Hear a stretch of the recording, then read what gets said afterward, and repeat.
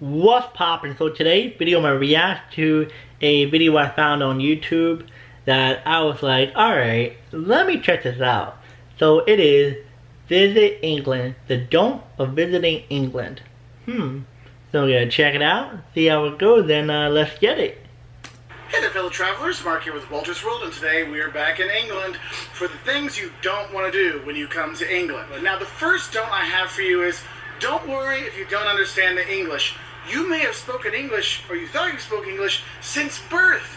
You may think you're a native speaker, but don't be surprised if sometimes you might not understand people here in England, because they do have various accents, but also some of the colloquialisms and sayings and phrases they do use here sometimes can throw you off thinking, oh wait, is he trying to be mean to me, or is that a joke? I'm not sure.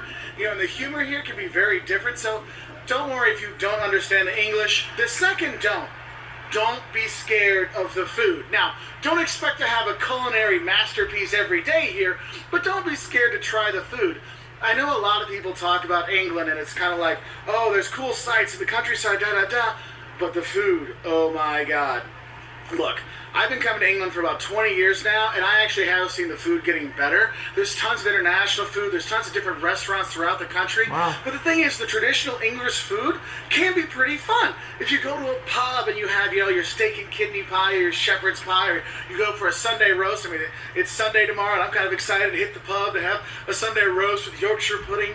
You'll be surprised that you might actually like the food here, so don't be scared about the food, okay? It can work out just fine. Now, the third don't I have for you is, don't just stay in hotels. One of the quintessential parts of coming to England and driving around England and going through England is to stay in the B&Bs, the bed and breakfasts, because they have a whole network of B&Bs throughout the countries, in big city, in small towns, in villages out in the countryside, and it really is a quintessential part of visiting England, because what's cool is you're staying with a family, and they're going to talk to you, they're going to give you the tourist information, they're going to give you the stories, the history. You're in their home, and you see, wow, so this is how English people live, this is how things are, and it gives you this cool idea. And that's one thing I really want to say is, look, you're not staying at Ibis all the time, okay? Go stay in a B&B so you can really get a feel. I remember that. And one of the really best parts, if you're going to some of these smaller towns and stuff like that, stay in the B&Bs. Sometimes your only option, but it's definitely the best option when you're here. And also, to tie it in with the second thing about the food, usually you get a full English breakfast with it, you know, with the the black sausage, the black sausage and the bangers, the normal sausage, and the beans, and the toast, and the eggs, and the fried tomatoes, and mushrooms, and all those things. And it just feels like a really special experience. Now, the fourth don't we have is, don't be scared to drive.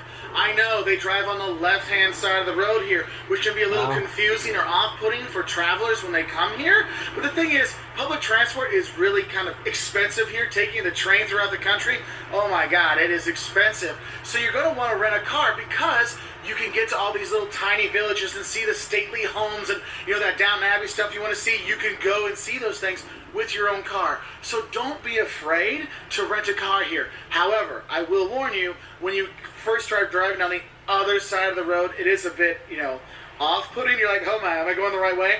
And then when you hit your first roundabout,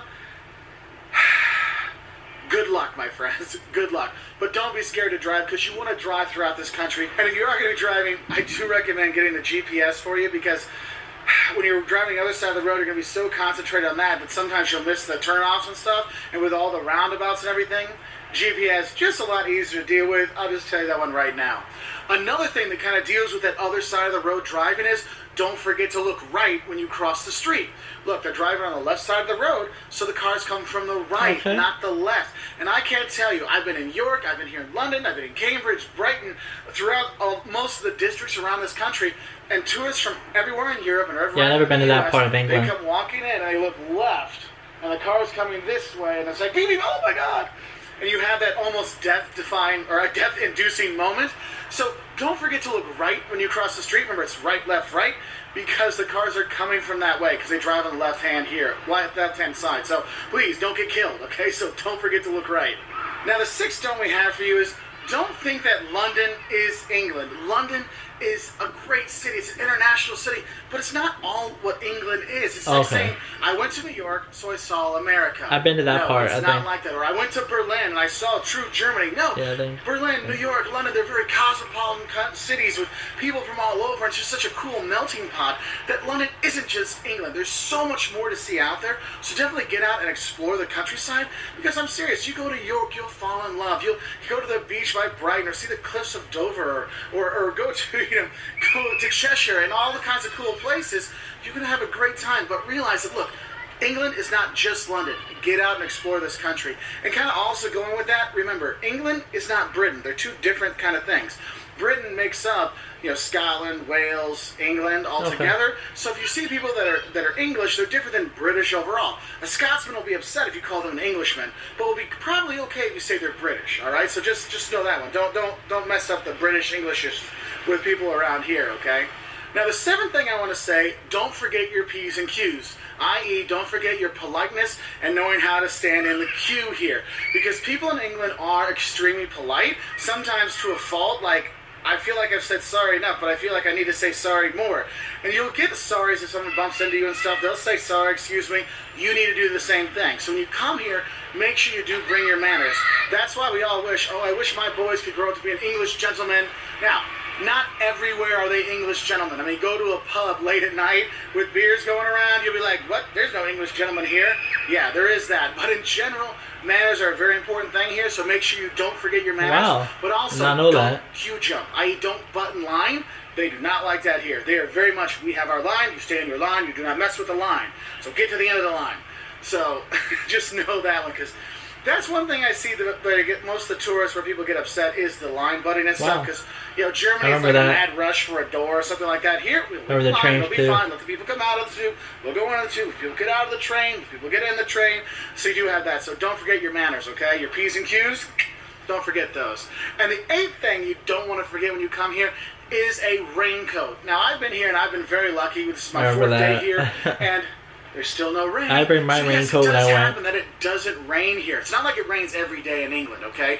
But I will say, if you are going to come here, even in the summer, bring a light waterproof jacket. But more importantly, bring waterproof shoes, because that's where you're really going to get wet, because you can buy an umbrella for like 5 pounds, 10 pounds, no problem. So, but just don't forget that waterproof jacket, because you will eventually need it, okay? I'm not going to lie to you. I've been very lucky this time, but I've been coming here for 20 years, and this is probably the second time I've actually had, like, nice weather the whole time, so it's awesome when you have it, but it doesn't always happen. And the ninth don't I have for you is, don't forget to go to the pub. This is definitely a pub culture place. I want to go and have your pint, enjoy the talking, the people, all kinds of stuff, and you will enjoy it. So I hope that helps you know what don't to do when you are here in England. If you want to learn more, 5 things you love and hate about London, 10 things that'll shock you about England, check us out on our website. So yeah guys, that's the video. I have to say it was really good. I don't know if I told you guys, I've been to England before. It was in 2015. So that was like 8 years ago. So it's been a while. And when I was there, I loved it. We were in the city one day and in the country the other. But I did not experience the whole history of England and the other stuff to do there. But I have to say though, when I was there, it was raining like every day. I think I was there. Was I there 3 days? 3 to 4 days I was there. But like we were only doing like certain stuff there. So I was on a field trip with a couple of my classmates, and yeah, what I remember was the telephone booth. We took a picture with that. We tried some of the food here and there. There was a market. I'm not sure where it was located. What else? We were on the train. We did not go on the double-decker bus. I do not know why, but I really wanted to do that. Me and my friend went to the taxi there. Trying to remember. It's been a while. Let me look back in the video. So he said, don't be surprised if you don't understand. Oh yeah, so there'll be certain words that I did not understand in the US. We were like, what are you saying? In the US we have like different words compared to England that we used. If I can remember, what did they say? I can't really remember a whole lot because it's been a while, like I said. But they said certain words I didn't really like understand. The food, some of the food there, I was really impressed. I liked a lot. What else? What else?